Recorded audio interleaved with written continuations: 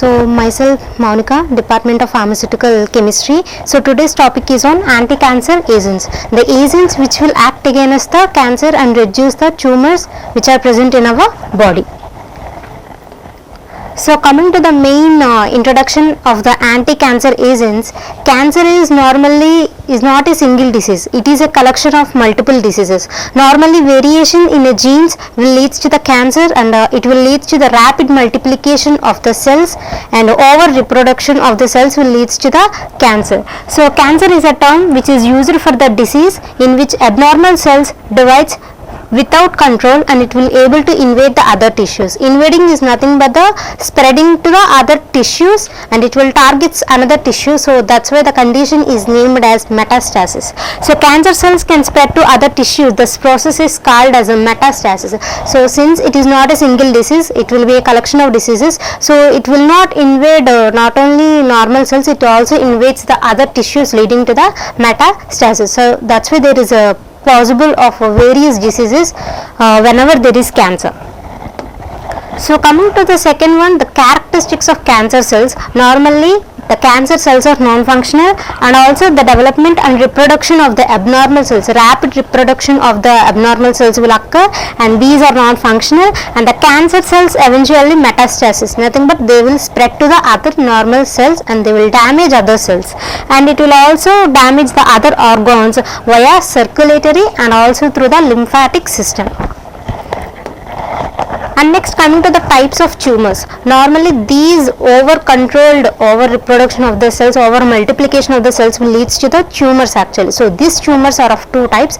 Normally first one is the benign tumors and second one is the malignant. However, the benign tumors, these are not worsen actually, so we can live, so they are not cause much threat to the life.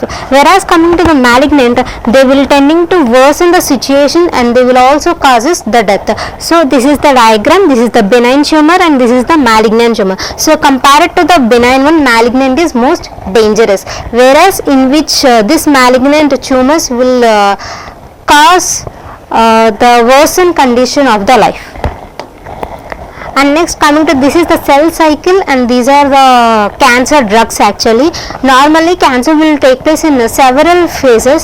So first one, it will be the prophase, and next one is the anaphase, telophase, and next there will be a resting phase which is the G0 phase, and next it will lead to the DNA synthesis and RNA synthesis, whereas our anti-cancer drugs will act on a specific phase of the cycle of the cancer, and also some are non-specific. So in this, anti-metabolites like 5-fluorouracil, 6-mercaptopurine, cytarabine will act on the DNA synthesis, whereas in the metaphase, plant alkaloids like vincristine and vinblastine will act at the first stage itself, nothing but the prophase. And next one, alkylating agents and actinomycin, which will come under the antibiotics, will show its action on the cross linkage of the DNA, leading to the decreased tumors. And next, coming to the classification based on the specific cell cycle and based on the specific site of action actually. So first one is the phase specific and second one is the non-phase specific. So coming to the phase specific, so name itself says that it is acting on a specific phase, as there are 4 phases: G phase, S phase, metaphase, M1 phase and M2 phase. So some of the drugs will get acting on the G1 will be the vincristine, and next coming to the S phase, it will be the methotrexate and cytarabine and daniribizine, which is the antibiotic, and second one is the G2 phase, the drug is the bleomycin, and coming to the M phase, it will be the vincristine and paclitaxel.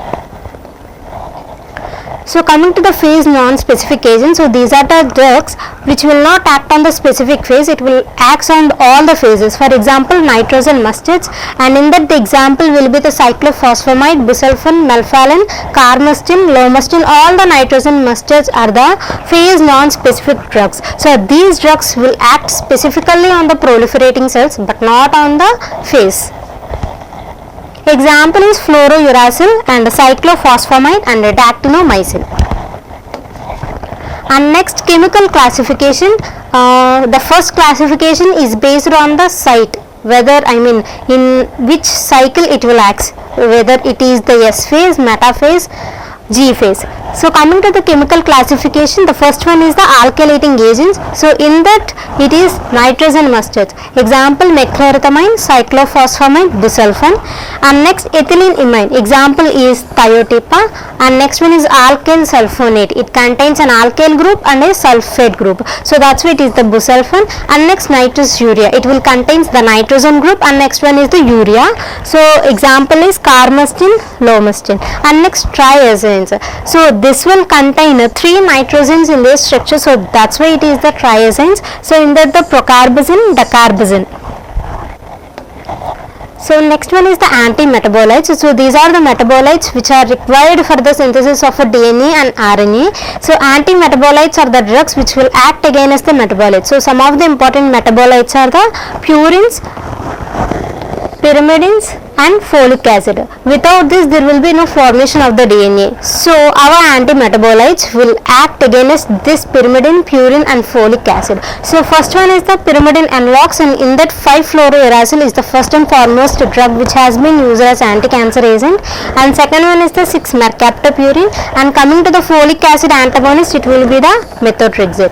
And next anti-cancer antibiotics. Compared to the antimetabolites, antibiotics are used less. Why? Because due to some side effects. So one of them are actinomycin and bleomycin. And coming to the plant products which are occurring naturally, so one is the vincristine, vinblastine and podophyllitoxin and etoposide and paclitaxel. So these will comes under taxanes.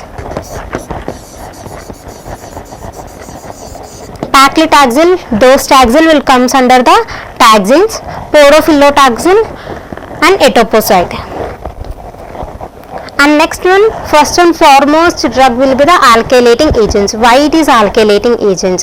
The agents which will transfer the alkyl group to the N7 position of the guanine of the DNA is the alkylating agent. So these are the drugs which will form a covalent bond via carbonium ion intermediate formation. So the major target of the drugs action are the nucleophilic groups which are present on the DNA. So firstly, in order to reduce the cancer, we have to attack the DNA, or we have to cross link the DNA, or we have to inhibit the tubulin formation or polymerization. So coming to the alkylating agents, these are the agents which will contain some chemical groups and they will result in the carbonium ion formation, nothing but the aziridinium ion.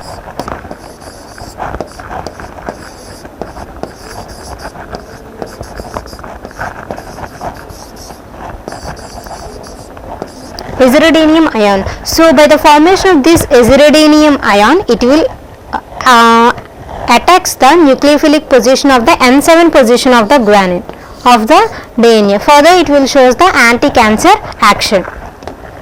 And next, this alkylating agents will transfer the alkyl group leading to the formation of the aziridinium ion, so leading to the cell death. So the most important attack will be the N7 position of the guanine because it is nucleophilic in nature. So in this alkylating agents, the mostly used one is the nitrogen mustards. So why it is nitrogen mustards? Why? Because these are the drugs which are derived from the mustard gas. Commonly the mustard gas formula will be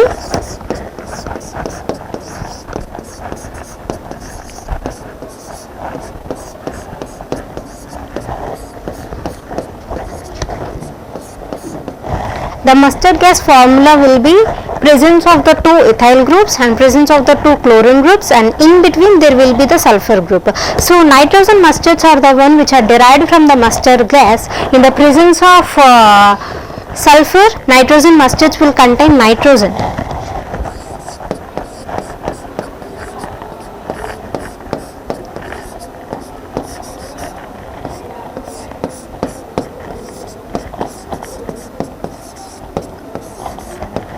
So that's why it is named as nitrogen mustards. So mustard gas normally contains sulfur, whereas the nitrogen mustards will contain nitrogen in their structure.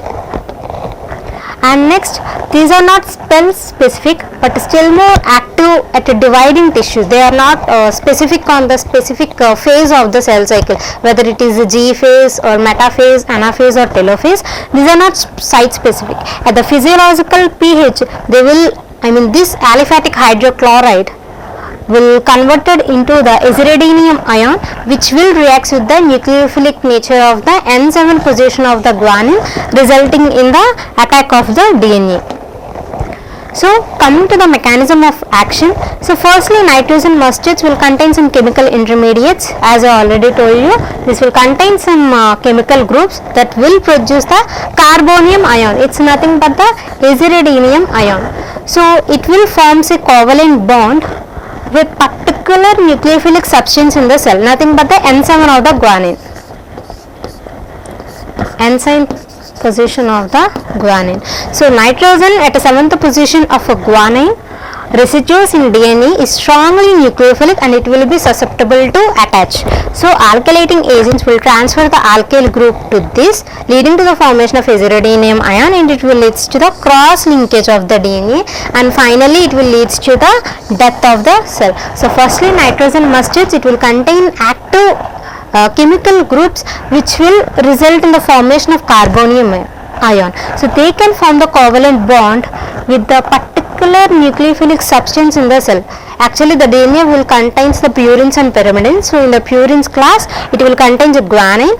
So at the N7th position it is nucleophilic in nature. So this nucleophilic nitrogen will get attached to the alkyl group, so that it will lead to the formation of aziridinium ion, and then it will lead to the cross linkage of the DNA. Finally it will lead to the death of the cell. So another class in the alkylating agents is the antibiotics. So some of the drug, mostly used drug will be the mitomycin C. It is the drug which is obtained from the streptomycin.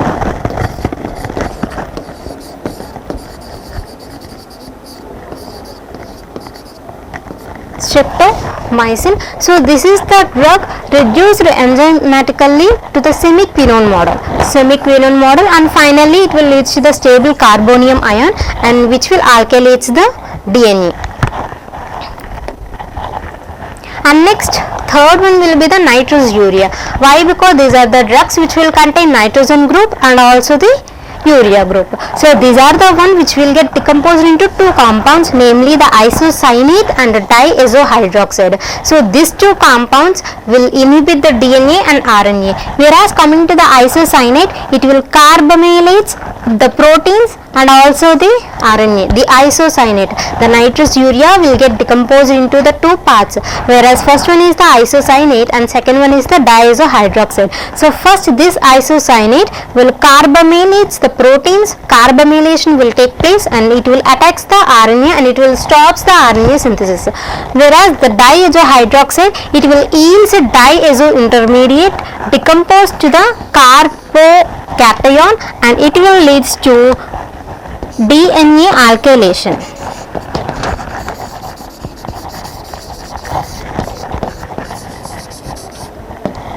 So nitrous urea are the one which will contain the nitrogen group and the urea group. So when we intake nitrous urea into our body, it will be converted into the two forms. One is the isocyanate form and other one is the diazohydroxide. So firstly isocyanate will carbamylates the proteins and it will stops the RNA synthesis, whereas the diazohydroxide, it will yields diazo species which will get decomposed into the carbocation, and then this carbocation will leads to the DNA alkylation. Finally DNA synthesis will get stopped. So coming to the structural activity relationship of the nitrogen mustards, as I already said that these are the drugs which will came from the mustard gas actually. So in the presence of sulfur there is a presence of a nitrogen in the nitrogen mustards. So coming to the structure activity relationship, this is the structure which will contain the ethyl group, and this will be the R, and this is the other ethyl group. So coming to the structure activity relationship, normally due to the presence of chlorine there will be the maximum activity. If you replace this chlorine with any other halogens like a fluorine, bromine or iodine, there will be no activity. So in order to show the anti-cancer activity, there will be the presence of chlorines must be essential. If you replace the chlorine with any other halogens, it will lead to decrease in the activity. And next, coming to the ethyl group. So there is a presence of two ethyl groups in the nitrogen mustache, whatever the drug you take. So if you increase the alkyl chain, it will lead to abolition of the activity. Even if you decrease the alkyl chain, if you increase the alkyl chain to butyl or propyl, it will lead to decrease the activity. If you decrease this ethyl chain to methyl, if you decrease this ethyl chain to the methyl, then there will be abolition of the activity. So in order to show the anti-cancer activity, there should be a presence of ethyl group only. If you go on increasing or if you go on decreasing, then there will be abolition of the activity. So presence of nitrogen is utmost essential to show the activity. So methyl group is weakly electron donating, but it will shows the maximum activity. And next, this R can be either, if you can substitute the R with the methyl, phenyl or phenylalanine or pyridine, which will make the stable compounds. It will lead to so many different drugs like melphalan, busulfan or cyclophosphamide. When you substitute the R with the different types of phenylalanine, pyrimidine or pyridine or phenyl, it will leads to make stable compounds. That's nothing but the cyclophosphamide, busulfan and melphalan. And next, due to the substitutions, it is nucleophilic. Due to this substitution, it is becoming nucleophilic and it will undergo cyclization with the ethyl chain, leading to the formation of aziridinium ion, and that attack on the DNA will be quite possible by these substitutions. So whenever you go on substituting with so many compounds or so many derivatives, it will lead to the formation of aziridinium ion, so that the attack will be possible. And next, coming to the synthesis of the mechlorethamine. So firstly, in order to synthesize the mechlorethamine, we need methylamine, and next we need oxirane. So here, if you take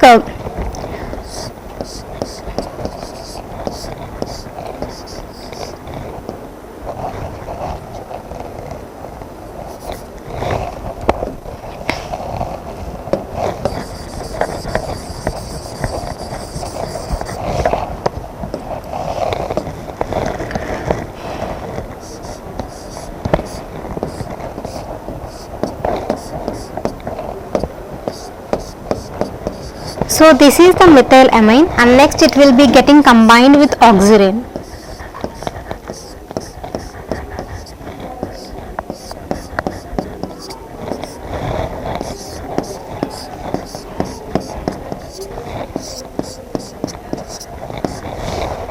So this is the oxirane, and next this is the methylamine. So whenever this combination will take place, this hydrogen will attack this oxygen, and this hydrogen will attack the oxygen, leading to the formation of a bond.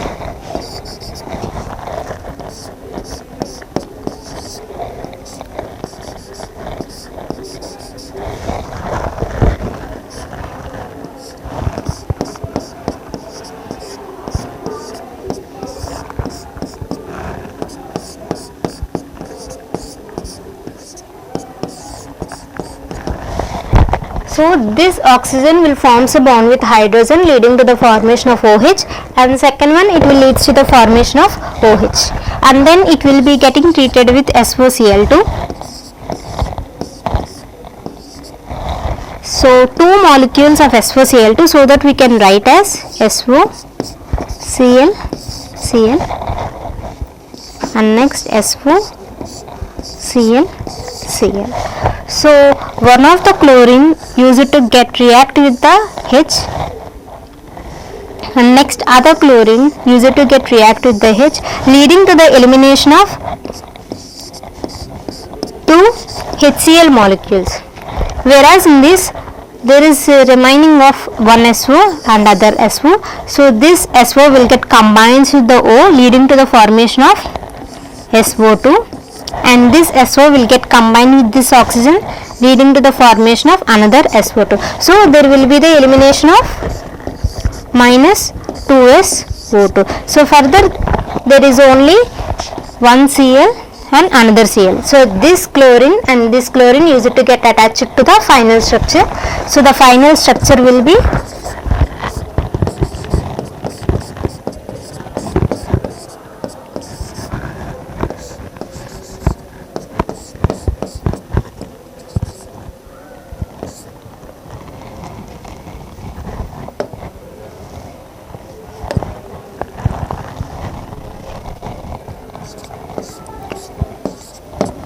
so the final structure will contain one chlorine and another chlorine, and there is a ethyl group. So coming to the synthesis of the methchlorothamine, firstly we need one methylamine. So this is the methylamine CH3 and H2, and then we need two molecules of oxygen.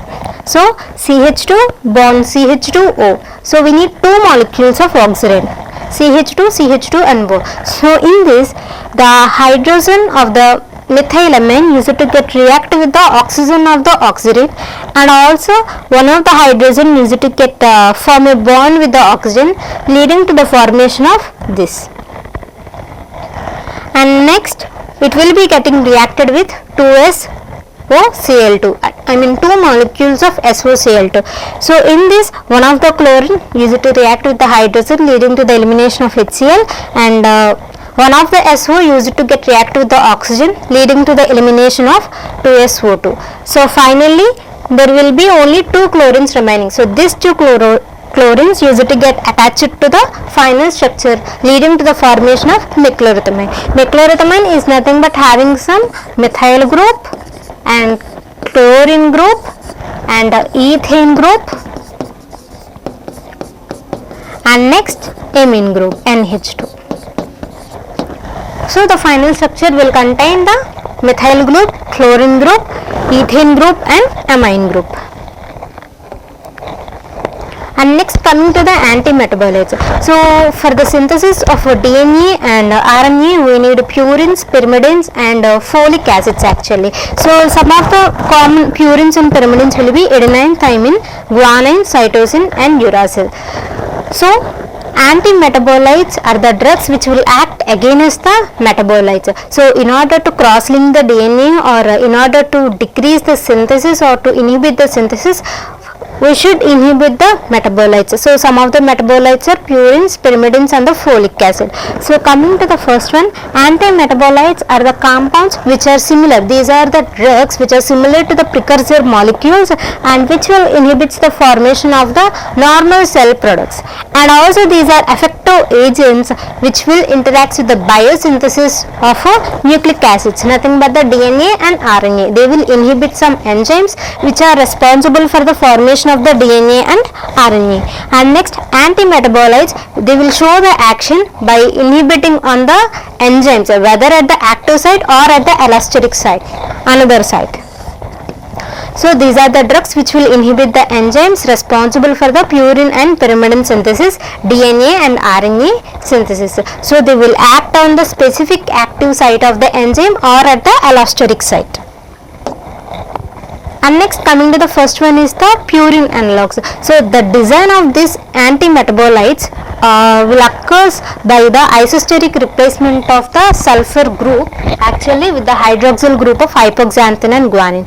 So hypoxanthine, guanine are the purine based one. They will contain hydroxyl group. So by replacing the hydroxyl group with the thio group or sulf hydroxyl group leads to the formation of the purine anti-drugs actually, purine analogs. So one of the early drugs was the 6-mercaptopurine, the thiol analog of the hypoxanthine and guanine. Hypoxanthine and guanine will contain hydroxyl group, whereas the replacing the hydroxyl group with the sulfur leads to the formation of the mercaptopurine.